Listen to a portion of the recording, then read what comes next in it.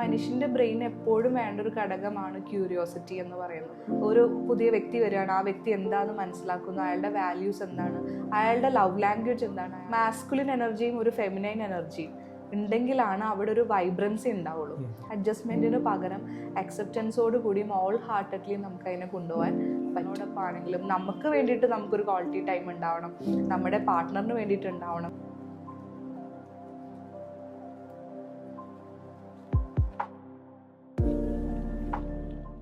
ശരിക്കും ഒരു മാരേജിന് മുമ്പ് പാർട്ട്നേഴ്സ് ആവാൻ പോകുന്ന അവര് ഒരു മെന്റൽ പ്രിപ്പറേഷൻ എടുക്കണ്ടേ? തീർച്ചയായിട്ടും എടുക്കണം. നമ്മൾ മെൻ്റലി മെച്യൂർഡ് ആവുന്നുണ്ടോ, നമ്മൾ റെഡി ആണോ, നമ്മുടെ ലൈഫിലേക്ക്, നമ്മളുടെ ക്ലോസ് സ്പേസിലേക്ക് നമ്മളൊരു വ്യക്തിയെയും കൂടെ വെൽക്കം ചെയ്യാനല്ലേ. അപ്പോൾ നമ്മൾ ചില സമയങ്ങളിൽ നമ്മൾ അക്സെപ്റ്റ് ചെയ്യേണ്ട കാര്യങ്ങളുണ്ടാവും, നമ്മളുടെ ബിലീഫ് സിസ്റ്റം വിട്ടും അക്സെപ്റ്റ് ചെയ്യേണ്ട കുറച്ച് കാര്യങ്ങളുണ്ടാവും. ചില കാര്യങ്ങൾ നമ്മൾ അഡ്ജസ്റ്റ് ചെയ്യേണ്ടി വരും, കോംപ്രമൈസസ് ചെയ്യേണ്ടി വരും. അപ്പോൾ ഇതിനൊക്കെ നമുക്കൊരു മെച്യൂരിറ്റി വന്നിട്ടുണ്ടോ എന്ന് നമ്മൾ ആദ്യം ചെക്ക് ചെയ്യുക. ഏറ്റവും വലിയൊരു കാര്യം എന്ന് പറഞ്ഞാൽ നമ്മളുടെ ഫ്ലോസുകളെ അക്സെപ്റ്റ് ചെയ്യാനുള്ള ഒരു പാകത നമുക്കുണ്ടോ എന്നുള്ളത് നമ്മൾ ചെക്ക് ചെയ്യുക. ഇപ്പോൾ നേരത്തെ വിവാഹം കഴിച്ചിട്ടുള്ള പല കപ്പിൾസിനെ എടുത്ത് നോക്കിക്കഴിഞ്ഞാൽ അറിയാൻ പറ്റും, വഴക്കിട്ടും അടിച്ചും പിരിഞ്ഞും ഒക്കെ പഠിച്ച് ഒരു പാകത എത്തിയിട്ട് ഇപ്പം ഒരു 7-8 വർഷം കഴിയുമ്പോഴായിരിക്കും പ്രോപ്പറായിട്ട് അവർ ആ മാരേജ് ലൈഫിനെ എൻജോയ് ചെയ്യാനോ അല്ലെങ്കിൽ അക്സെപ്റ്റ് ചെയ്ത് പോകാനോ തുടങ്ങുന്നത്. അപ്പോൾ ഇത് മുൻകൂട്ടി ഉണ്ടെങ്കിലാണെങ്കിൽ നമുക്ക് ഒരു പുതിയ വ്യക്തി വരികയാണ്, ആ വ്യക്തി എന്താണെന്ന് മനസ്സിലാക്കുന്നു, അയാളുടെ വാല്യൂസ് എന്താണ്, അയാളുടെ ലവ് ലാംഗ്വേജ് എന്താണ്, അയാളുടെ മാരേജിനെ കുറിച്ചുള്ള കോൺസെപ്റ്റ് എന്താണ്, ഇത് എനിക്ക് അക്സെപ്റ്റബിൾ ആണോ, എനിക്ക് ഇതിനകത്ത് ഫ്ലെക്സിബിൾ ആവാൻ പറ്റുമോ, ഇതെല്ലാം നമ്മൾ തിരിച്ചറിഞ്ഞ് നമ്മുടെ ഒരു മെച്യൂർഡ് സ്റ്റേജിൽ നിന്നിട്ട് വേണം നമ്മൾ ഒരാളെയും കൂടെ വെൽക്കം ചെയ്യാൻ. ഈ വിവാഹത്തിലെ തുടക്കത്തിലൊക്കെ വളരെ ഹാപ്പിനെസ് ഉണ്ടാവാറുണ്ട്, പക്ഷെ അത് മെല്ലെ മെല്ലെ കുറഞ്ഞു പോകാറുണ്ടെന്ന് പലരും നമ്മൾ പറഞ്ഞ് കേൾക്കുന്നുണ്ട്. അതിന്റെ റീസൺ എന്തായിരിക്കും?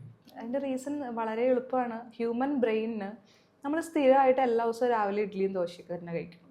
നമുക്കൊരു ഘട്ടം കഴിയുമ്പോൾ നമുക്ക് വെറൈറ്റി വേണമെന്ന് തോന്നും അല്ലേ. അപ്പം മനുഷ്യൻ്റെ ബ്രെയിൻ എപ്പോഴും വേണ്ട ഒരു ഘടകമാണ് ക്യൂരിയോസിറ്റി എന്ന് പറയുന്നത്.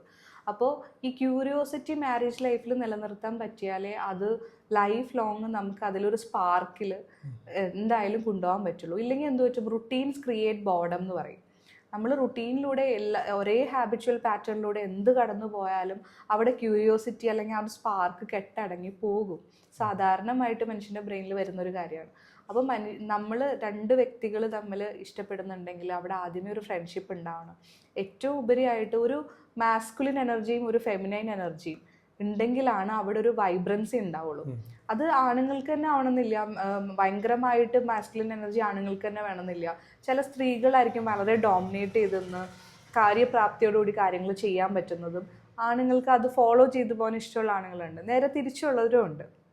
ലേഡീസിന് വളരെ സട്ടിലായിട്ട് ലോയലായിട്ട് നിന്ന് പറയുന്ന കേൾക്കാനും ഇഷ്ടപ്പെടാനും കുറച്ച് ഒപ്പീനിയൻസ് സജഷൻസ് എടുക്കാനും ഒക്കെ ഇഷ്ടപ്പെടുന്ന, ഒരു തണലിൽ ഒതുങ്ങി കൂടാൻ ഇഷ്ടപ്പെടുന്ന ഫെമിനൈൻ എനർജി കൂടുതലുള്ള ലേഡീസും ഉണ്ട്. അപ്പോൾ ഈ ഓപ്പോസിറ്റ് ആണ് അട്രാക്ട് ചെയ്യുള്ളൂ നമ്മൾ പറഞ്ഞു കേട്ടിട്ടില്ലേ.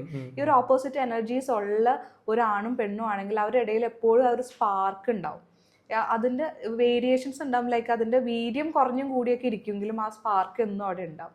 അതിലുപരിയായിട്ട് നമ്മുടെ ലൈഫിൽ എപ്പോഴും ഒരു നീഡ് ഫോർ വെറൈറ്റി കാത്തു സൂക്ഷിക്കുക എന്നുള്ളതാണ്.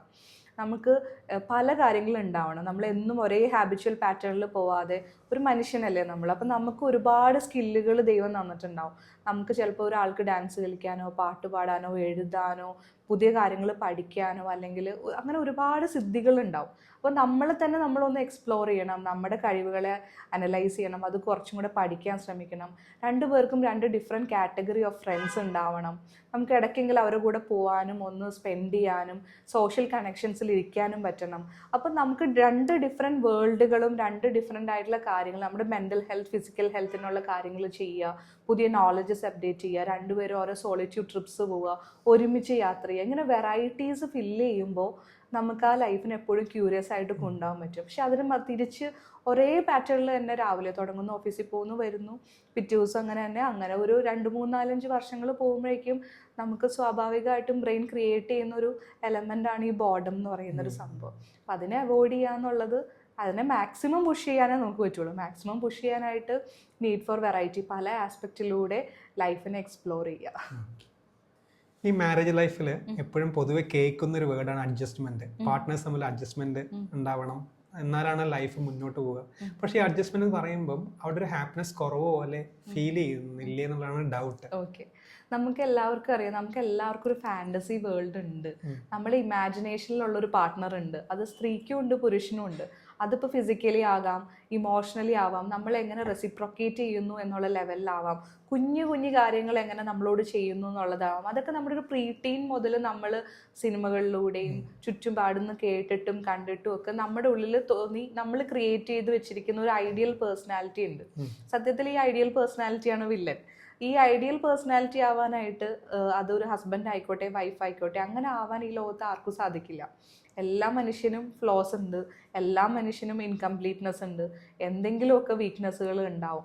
നമ്മുടെ ബിലീഫ്സിൽ, നമ്മുടെ ഇമാജിനേഷനിലുള്ള ആ പാർട്ട്ണറിനെ നമുക്ക് എവിടെയും കണ്ടുപിടിക്കാൻ പറ്റില്ല. അതിലൊരു മെജോറിറ്റി ഒരു കമ്പാറ്റബിലിറ്റി എന്നുള്ള ലെവലിലേ നമുക്ക് പോകാൻ പറ്റുള്ളൂ. അപ്പം മെജോറിറ്റി ഉണ്ടാവും. പക്ഷെ ചില സമയത്ത് നമ്മുടെ ഫോക്കസ് ഫുള്ള് കിടക്കുന്നത് 80% നല്ലതും 20% ബാഡ് ആണെങ്കിൽ ആ 20% ആയിരിക്കും ബ്രെയിൻ ചിലപ്പോൾ 80% ആയിട്ട് കാണിക്കുന്നത്. അപ്പം ആ സമയത്തൊക്കെയാണ് നമ്മൾ ഈ പറഞ്ഞ പോലെ ഇത് വേണ്ടായിരുന്നു, അത് വലിയൊരു സംഭവമായിട്ട് ഫീൽ ചെയ്യുമ്പോഴാണ്. ഒരു ഭൂരിഭാഗം മാരേജസിൻ്റെ അകത്തും ചെറിയ വീക്ക്നെസ് പോയിന്റുകളെ അല്ലെങ്കിൽ ചെറിയ ഫ്ലോസിനെ വലുതായി കണ്ടുകൊണ്ടാണ് ഈ അഡ്ജസ്റ്റ്മെൻറ്റ് പ്രശ്നങ്ങൾ പറയുന്നത്. ചില സമയങ്ങളിൽ അത് നേരെ തിരിച്ചുണ്ട്. നേരെ തിരിച്ച് ഒരുപാട് പ്രശ്നങ്ങൾ ഉണ്ടായിട്ടും ആ 20% നല്ല സൈഡിനെ കണ്ടുകൊണ്ട് ലൈഫ് മുന്നോട്ട് കൊണ്ടുപോകുന്ന മനുഷ്യരുണ്ട്. അപ്പോൾ നമ്മൾ ഡെയിലി നമ്മുടെ ഫോക്കസ് ഏരിയയിൽ, ബ്രെയിനിൻ്റെ അകത്തുള്ള നമ്മുടെ ഫിൽറ്ററിൻ്റെ അകത്തേക്ക് ഇതിൻ്റെ പോസിറ്റീവ് സൈഡ്സ് എന്താണെന്ന് നമ്മൾ കൂടുതൽ ചിന്തിച്ച് കഴിഞ്ഞാൽ, അല്ലെങ്കിൽ അതിനെ നോട്ട് ചെയ്യാൻ തുടങ്ങിക്കഴിഞ്ഞ് കഴിഞ്ഞാൽ, നമുക്ക് ഈ പറഞ്ഞ പോലെ അഡ്ജസ്റ്റ്മെൻറ്റ് എന്നുള്ളൊരു വാക്ക് മെജോറിറ്റി മാരേജസിലും, ജനറലൈസ് ചെയ്ത് നമുക്ക് ഒരിക്കലും പറയാൻ പറ്റില്ല, പക്ഷേ മെജോറിറ്റി മാരേജസിലും ഈ പോസിറ്റീവ് ഏരിയാസിനെ ഫോക്കസ് ചെയ്ത് കഴിഞ്ഞാൽ അതിൻ്റെ സിറ്റുവേഷൻസും അതിൻ്റെ എവിഡൻസസും ബ്രെയിൻ കൂടുതൽ കാണിക്കും. അപ്പോൾ നമുക്ക് കുറച്ചും കൂടെ ബ്യൂട്ടിഫുൾ ആയിട്ട് അഡ്ജസ്റ്റ്മെൻറ്റിന് പകരം അക്സെപ്റ്റൻസോട് കൂടിയും ഓൾ ഹാർട്ടഡ്ലി നമുക്ക് അതിനെ കൊണ്ടുപോകാൻ പറ്റും. ഈ പലപ്പോഴും ഈ പാർട്ട്നേഴ്സിൻ്റെ ഇടയിൽ ഈ പ്രൊഫഷണൽ ഉണ്ടാകുന്ന സ്ട്രെസ്സ് ശരിക്കും അവരുടെ പേഴ്സണൽ റിലേഷൻഷിപ്പിനെ ബാധിക്കാറുണ്ട്. അതെങ്ങനെയാണ് ഓവർകം ചെയ്യാൻ പറ്റുക? ഓക്കെ, സോ അതിന് ഏറ്റവും നന്നായിട്ട് നമുക്ക് ചെയ്യാൻ പറ്റുന്നത് വർക്ക് ലൈഫ് ഇൻ്റഗ്രേഷനാണ്. നമ്മുടെ വർക്ക് ലൈഫിനും നമ്മുടെ പേഴ്സണൽ ലൈഫിൻ്റെ ഇടയിൽ നമ്മളൊരു ബൗണ്ടറി വെക്കണം.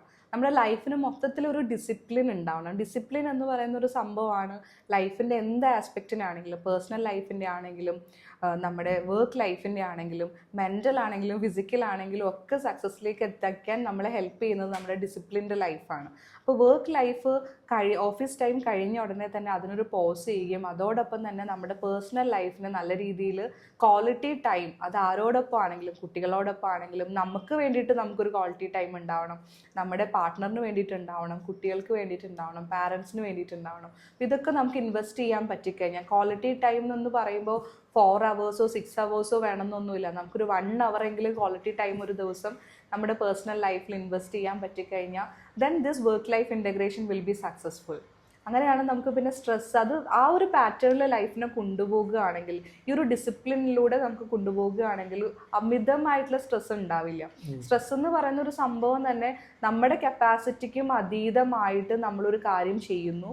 അതോടൊപ്പം നമുക്ക് ക്ലട്ടേഴ്സ് വരാം ബ്രെയിനിൻ്റെ അകത്ത്, എന്തൊക്കെയൊക്കെ മിസ് ചെയ്യുന്നുണ്ട്, എല്ലാം വന്നാൽ ശുദ്ധമായിട്ട് നല്ല രീതിയിൽ ചെയ്യാനും പറ്റുന്നില്ല, ഒരുപാട് കൺഫ്യൂഷൻസും ഫോഗ്സും വരുന്നതിൻ്റെ ഒരു മാനസികാവസ്ഥയാണ്.